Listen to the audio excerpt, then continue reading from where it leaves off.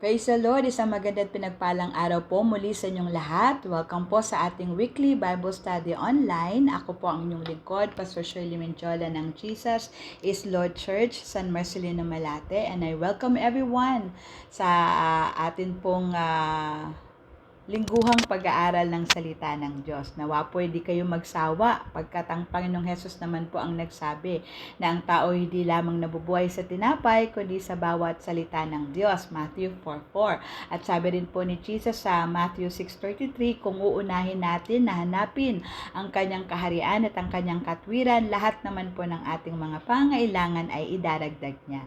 So wag po tayong magsawa kasi sa atin po yung benepisyo kapag lagi tayong may oras at panahon sa pag-aaral at pakikinig ng salita ng Diyos. Handa na po ba kayo? So buksan po natin ang ating mga Bibles dito po sa Daniel chapter 12 verse 10. So sabi po ng NIV version, many will be purified, made spotless and refined, but the wicked will continue to be wicked. None of the wicked will understand, but those who are wise will understand. And the Lord has blessed the reading of His Word. Pinamagatan ko po yung topic natin ngayon na the washed, the wicked, and the wise. Ang mga hinugasan, ang mga masasama, at ang mga matatalino. So, mula nga po ito sa Book of Daniel, chapter 12, verse 10. Ang Book of Daniel po ay isang apocalyptic book na ibig sabihin, it tells us about the future or about the end of the days, or the end times. Para po itong Book of Revelation. At yung chapter 12 po is the last chapter of the Book of Daniel at ang title po dito sa Bible ko is The End Times. So this was the last chapter. And muli po pinaalalahanan ng angel ng Lord na sinugo para kausapin itong si Daniel na malapit na nga ang huling mga araw. So, may tanong nun si Daniel sa verse 8, I heard but I did not understand. So I asked, my Lord, what will be the outcome of all this? Kasi po, pinahayag ng angel ng Panginoon kay Daniel kung ano yung mga mangyayari. Actually, napakaganda pong magbasahin ng Book of Daniel. At makikita natin dito na talagang God is in control of all the affairs of every nation, of all the world. So, sinabi nga niya dito na during that time when this book was written, ang hari was Nebuchadnezzar, pero papalitan siya ng Persia, ng Greece, ng Rome, at hanggang sa the Lord will establish His kingship. Kaya yung prayer ni Jesus na your kingdom come, your will be done on earth as it is in heaven, because the kingdom of this world one day will become the kingdom of our Lord and Savior Jesus Christ, and He will reign forever. Ang Biblia po talaga, lalo na sa Book of Revelation, pinapahayag ng pangalawang pagdating ng ating Panginoong Hesus, ang paggunaw ng mundo at ang pag-establish ng paghahari ng Diyos dito sa lupa. Isang bagay na hindi po dapat katakutan ng mga taong naniniwala sa Diyos, bagkos kinakasabikan. Kasi when that day comes, wala na pong mga kaguluhan, wala nang kapighatian, wala nang karamdaman, kahit kamatayan ay wala na. Dahil it will be a perfect heaven and a perfect earth. Amen? Pero bago nga po yun, ang topic natin is the washed, the wicked, and the wise. At ano itong mga ito? Ito po yung mga uri ng mga tao sa huling panahon. At napakagandang atin pong suriin. Tayo kaya ay dun sa washed? Tayo kaya dun sa wicked? O tayo yung dun sa wise? So these are three different kinds of people who will be living in the last days. At ang dami na pong nagsasabi na we are now in the last days of the last days. So definitely, isa po sa kategorya, sa tatlong kategorya po nito, ang bawat isa po sa atin. So, alin kaya tayo? So, sabi dyan, many will be purified, made spotless, and refined. So, sa mga huling araw, marami daw po, sabi dito sa Book of Daniel, chapter 12, verse 10, ang mga lilinisin, purified, made spotless, ginawang walang kamalian, ginawang walang kapintasan, and refined, ginawang pulido, ginawang maayos, mas maayos kesa dati. So, ito po yung the washed. Ito po yung mga nilinis. Ito po yung mga pinabanal. Kasi totoo naman po, the Bible tells us na lahat ng tao sa buong mundo ay makasalanan. Bakit po? Pagkat lahat tayo ay namana natin yung kasalanan ni Eva at Adan. Sabi po ng Romans chapter 5 verse 12, dahil sa kasalanan ng isang tao, which was Adam, pumasok ang kamatayan. Kasi ang kamatayan ay resulta ng kasalanan. At ang kasalanan pong ito mula kay Adan ay naipasa sa lahat ng uri ng tao sa buong mundo, kung kaya't ang lahat ng tao ay makasalanan. There is no one righteous, no, not one. At dahil po tayo makasalanan, tayo po ay may nakaabang na kapahamakan. Pero salamat kasi merong Romans chapter 6 verse 23 na for the wages of sin is death, ang kabayaran ng kasalanan ay kamatayan. Subalit ang regalo ng Diyos ay buhay na walang hanggan sa pamamagitan ng Panginoong Jesus. So, totoo pong may kasalanan, totoong may kamatayan, totoong may kaparusahan. Pero totoo rin po na merong buhay na walang hanggan dahil merong Kristo, ang anak ng Diyos na nagkatawang tao, na matay sa krus. Para sa kanyang kamatayan, tayo na sasampalataya sa kanya ay hindi na mapapahamak, hindi na mabubulit sa kapahamakan, kundi magkakaroon ng buhay na walang hanggan. Doon po sa krus ng Kalbaryo, tumigis ang banal na dugo ng Panginoong Hesus. Namumukod tanging dugo pagkat siya lamang po yung dugong walang kasalanan. Kaiba po siya sa lahi ni Adan, pagkat si Jesus ay ipinanganak hindi dahil nagsama si Jose at si Maria bilang mag-asawa. Bagkus, ang sabi ng Biblia, bago pa nagsama bilang tunay na mag-asawa si Jose at si Maria, buntis na po si Maria sa kapangyarihan ng Holy Spirit. So God the Father sent His Son, born of a woman, born under the law, upang tayo na nasa ilalim ng kaparusahan ay magkaroon ng kapatawaran.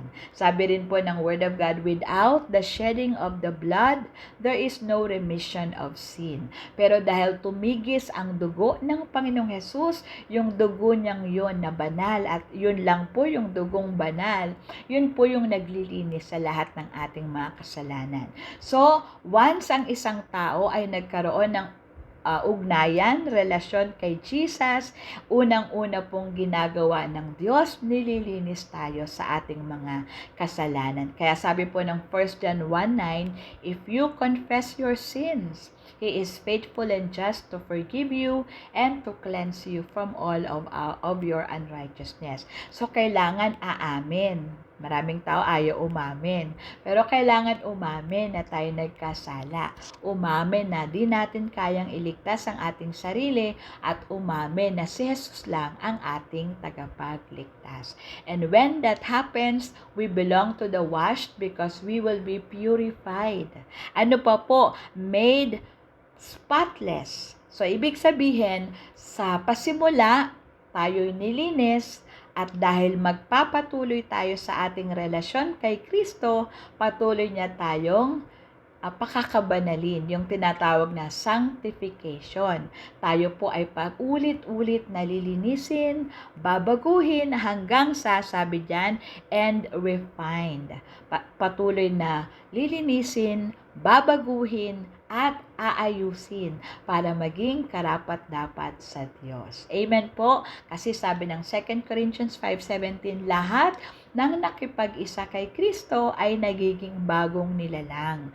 Yung lumang pagkatao naglalaho pagkat nagiging bago siya sa mata ng Diyos. And even yung mga taong nakapaligid sa Kanya, they will witness the changes that transpired in the life of a person who acknowledged Jesus as their Lord and Savior. Nawa po ay kasama tayo dito. Opo, lahat tayo makasalanan, pero dahil kay Kristo, we have a the chance. We have the chance, the privilege of being washed, being changed, being transformed only through Jesus. So, kung tayo po ay kasama na dito, congratulations dahil kasama talaga tayo dito sa last days, people of the last days or categories of people in the last days. At ito po yung napakaganda na kahit tayo makasalanan pero dahil tayo'y nagbalik loob sa Diyos at kumilala kay Kristo,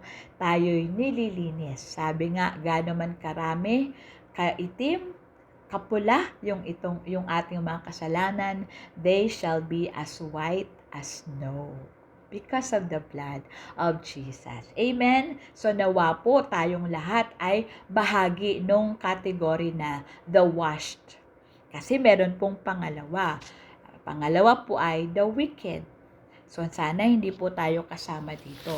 Ano ba yung itsura ng mga wicked? Ano yung prevailing characteristics ng mga wicked? So sabi po ni Paul sa 2 Timothy chapter 3 mula po verse 1, but mark this, tandaan nyo ito, alalahanin nyo ito, matyagan nyo ito. But mark this, there will be terrible times in the last days.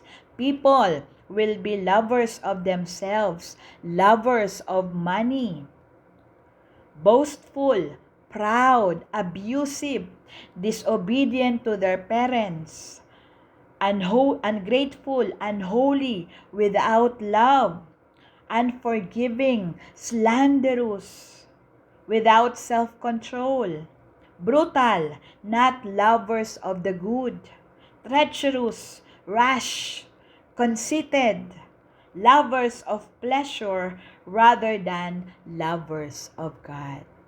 So ito po yung mga katangian ng mga wicked. Lahat naman po tayo makasalanan. Pero basta nagbalik loob sa Panginoon, inaalis niya po tayo sa category ng mga wicked at inililipat niya po tayo dun sa category ng mga washed. So, pero sa mga ayaw, the wicked will continue to be wicked in the last day. Sabi po yan doon ulit sa Daniel chapter 12 verse 10. Many will be purified, made spotless, and refined, but the wicked will continue to be wicked. None of the wicked will understand. Hindi kayang unawain ng mga masasama yung kanilang ginagawa. Kaya nga, mayaman na, gusto pang magpakayaman sa magitan ng pandarambong. So, ang dami ng kasalanan, pero nakakatulog pa rin sa gabi. Kahit na because of their lives, people are suffering, people are experiencing yung judgment yung parusa, kahit na inosente sila. Just because these wicked people ay parang wala ng mga konsensya. At lalala pa daw po ang ganitong mga uri ng tao in the last days. Nakakapangilabot. Kaya alam ng mali, gagawin pa rin. At para bagang wala ng konsensya, na wala ng pagsisisi, wala nang pakiramdam na masama yung kanyang ginagawa kasi laging may rationalism na hindi lahat naman ng tao gumagawa nito. Mas malaki pa nga yung ninanakaw nila kaysa sa akin. So ganun yung pag-iisip.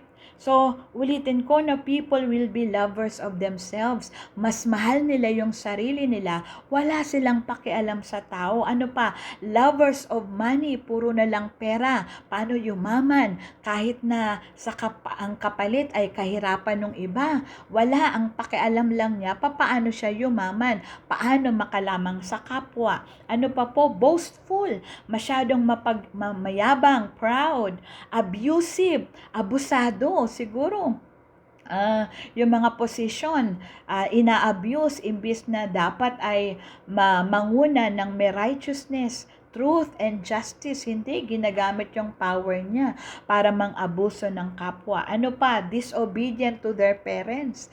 Kung sagot-sagutin yung mga magulang, kung magmura, kung maging rebelde sa mga magulang. Talaga naman, sa ating kapanahunan, ganito na po talaga yung sitwasyon. Ano pa po? Ungrateful, hindi marunong magpasalamat, hindi marunong masiyahan kung anong meron sila. Gusto pang magkamal ng mas malalaki at mas magarbong mga bagay. They were ungrateful. Ang nakikita nila yung wala sila, hindi nila nakikita kung ano yung meron sa kanila. Ano pa po? They were unholy. Wala sa pangarap nila na maging matuwid. Wala sa thinking nila na sila ay maging makadiyos. Ano pa po? They are without love.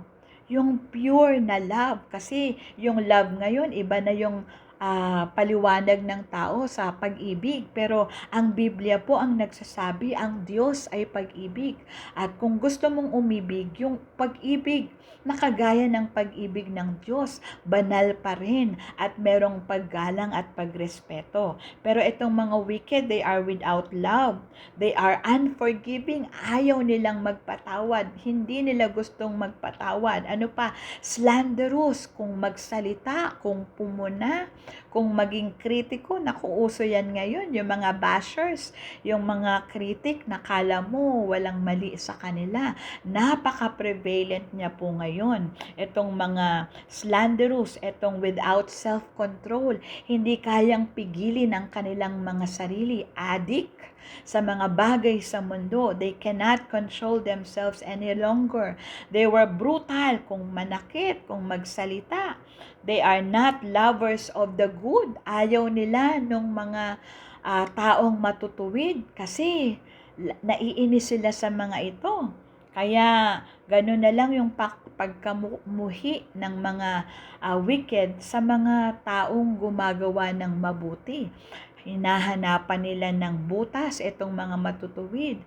At yun yung palalakihin nila, yung butas. Ano pa po? They were conceited. Lovers of pleasure. Gusto lang talaga yung mga kalayawan ng mundo. Lovers of pleasure rather than lovers of God. So these are the wicked. And the Bible tells us this wicked will continue to be wicked.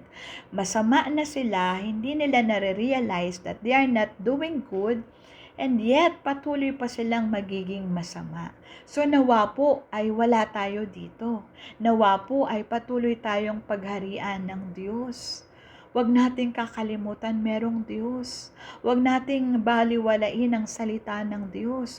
Huwag nating baliwalain ang mga mensahe ng Panginoon. Totoo po ang Diyos at totoong siya ay Diyos ng pag-ibig. Pero totoo rin po na siya yung Diyos na marunong magparusa sa mga taong sobra na po yung kasamaan.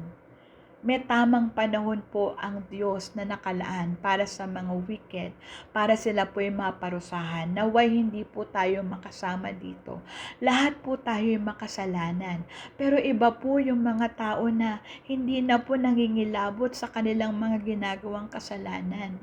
Ang tunay pong mga nilinis ng Diyos, yung mga pag nagkasala ay inuusik sila ng kanilang konsensya at nagbabalik loob sa Diyos. Amen po.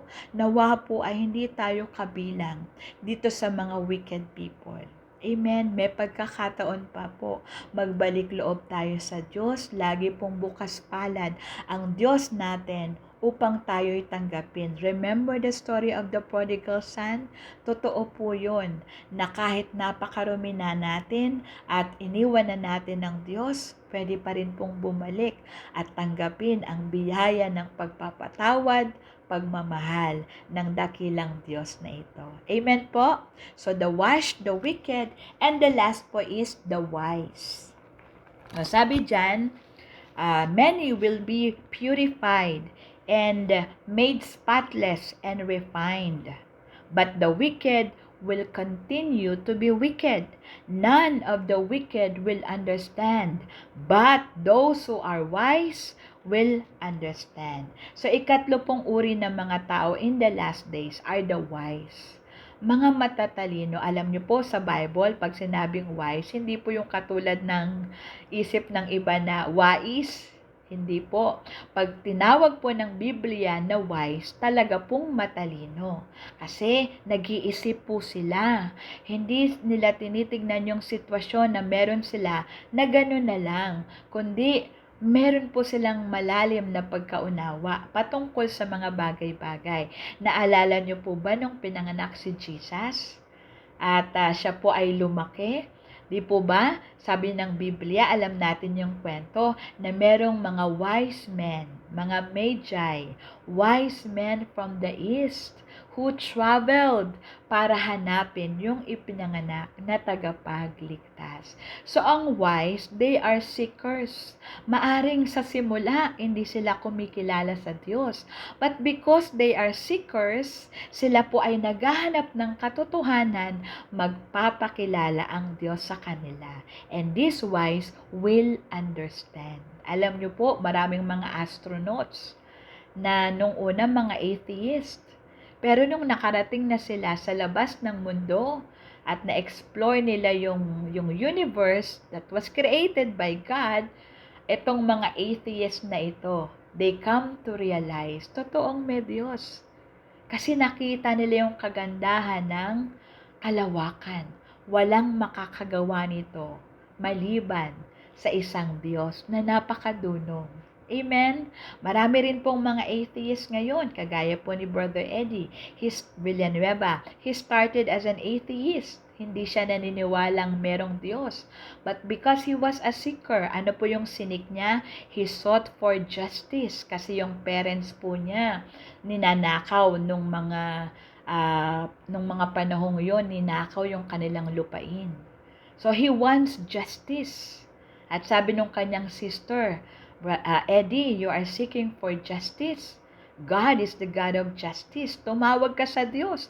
Magbasa ka ng Biblia. So nung una, ayaw ni Brother Eddie kasi atheist siya eh. Pero wala na siyang ibang makapitan kundi ang Diyos. So sabi niya sa panalangin, base po dun sa libro na The J.I. Love Story, sabi niya, God, yung isip ko, dinidikta, walang Diyos. Kasi na-expose po siya sa communism, Marxism, Leninism, thoughts of Mao Zedong. Pero sabi niya sa panalangin, sabi ng isip ko, walang Diyos. Pero sige, susubukan kita. Mananalangin ako sa iyo. Gawan mo ko ng himala. At pagka nakita kong himala mo, maniniwala na ako sa iyo. And because he was a seeker of God, nagbasa siya ng Bible that night. Hindi pa niya natatanggap yung answer ng Lord sa prayer niya. He started reading the Bible, starting with the book of John. Alam niyo ba, wala pang 1 week, nabalik na po sa kanya, sa kanilang pamilya, yung lupa. Kasi gumawa ng himala ang Diyos. So yung mga wise, they are seekers. At they find the truth in the Word of God. Ang tunay pong matalino, nagbabasa ng Biblia. Ang tunay na matalino, inaaral ang bawat sitwasyon. Hindi po close-minded ang mga matatalino. Open-minded po sila. They are seekers of truth. At sabi ni Jesus, you will know the truth and the truth will set you free. So ito po yung ikatlong uri ng tao, the wise. So saan ka po dito, kapatid? Do you belong to the washed? Mga nilinis, pinabanal ng Diyos sa magitan ni Kristo Jesus? O do you belong to the wicked na binabaliwala ang salita ng Diyos at sinusunod lang yung kanyang sariling mga desisyon? O do you belong to the wise who are seekers of the truth? Either po sa washed o kaya sa wise, may chance. Pero po yung wicked, habang may buhay, sige, pwede pa.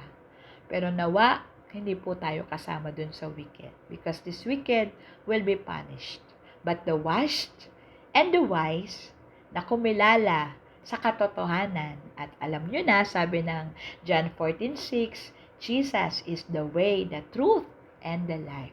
So ang tunay na wise na nagsisik will find Jesus as the truth. Sa Kanya ang katotohanan. Kaya yung washed at saka yung wise, si Jesus po yung sentro ng kanilang buhay.